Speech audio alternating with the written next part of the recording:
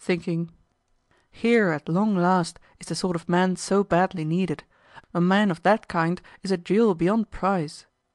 Yet for a day, for 2 days, nay, even for 3, the suitor would wait in vain so far as any messengers with documents were concerned. Then he would repair to the office, to find that his business had not so much as been entered upon. Lastly, he would confront the jewel beyond price. "Oh, pardon me, pardon me!" Chichikov would exclaim in the politest of tones as he seized and grasped the visitor's hands.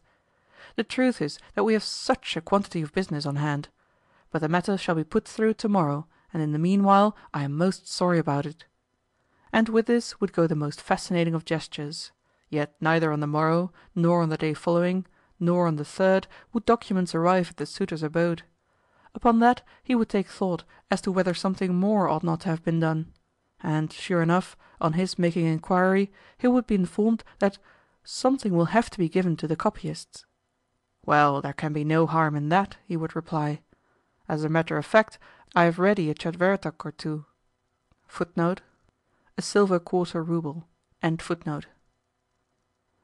"Oh, no, no," the answer would come.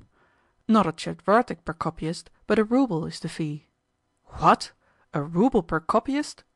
"Certainly. What is there to grumble at in that?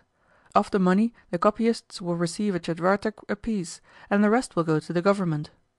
Upon that the disillusioned suitor would fly out upon the new order of things brought about by the inquiry into illicit fees, and curse both the tchinovniks and their uppish, insolent behaviour.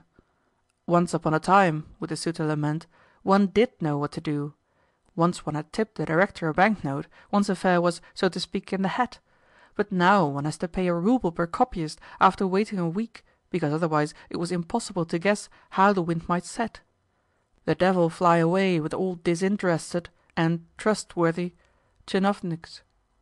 And certainly the aggrieved suitor had reason to grumble, seeing that, now that bribe takers had ceased to exist, and directors had uniformly become men of honour and integrity, secretaries and clerks ought not with impunity to have continued their thievish ways. In time there opened out to Chichikov a still wider field, for a commission was appointed to supervise the erection of a government building, and, on his being nominated to that body, he proved himself one of its most active members. The commission got to work without delay, but for a space of 6 years had some trouble with the building in question. Either the climate hindered operations, or the materials used were of the kind which prevents official edifices from ever rising higher than the basement. But meanwhile other quarters of the town saw arise, for each member of the commission, a handsome house of the non-official style of architecture. Clearly the foundation afforded by the soil of those parts was better than that where the government building was still engaged in hanging fire. Likewise the members of the commission began to look exceedingly prosperous, and to blossom out into family life.